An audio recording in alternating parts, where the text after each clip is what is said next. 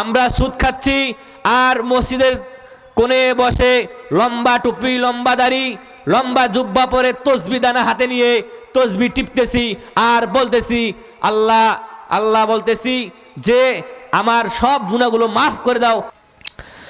আল্লাহ সুবহানাহু ওয়া তাআলা তার কিতাবের মধ্যে বললেন, ওয়ালা তাকুলু আমওয়ালাকুম বাইনাকুম বিল বাতিল, তোমরা একে অপরের অন্যায়ভাবে সম্পদ আত্মসাৎ করো না, ছিনিয়ে নিও না।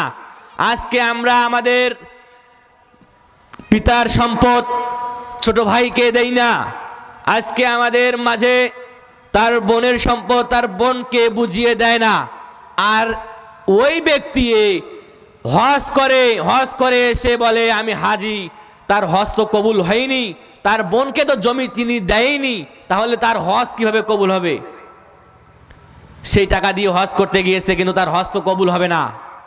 প্রিয় উপস্থিতি, আমরা আমাদের সমাজে দেখি সুদে ভরপুর, ঘুষে ভরপুর। আমরা সুদ খাচ্ছি আর মসজিদের কোনায় বসে তসবি টিপতেছি, এই তসবি টিপার কোনো মূল্য নেই।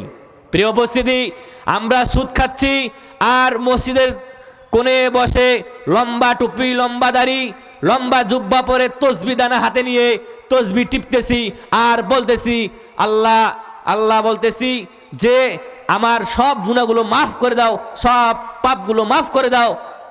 এতই সোজা আল্লাহ সুবহানাহু ওয়া তাআলা, এতই সোজা জান্নাত পাওয়া, আল্লাহ সুবহানাহু ওয়া তাআলার ভালোবাসা পাওয়া এতই সোজা। আপনি সুদ খাবেন, ঘুষ খাবেন আর তসবিহ দানা টিপলেই আপনার গুনাহ মাফ হয়ে যাবে।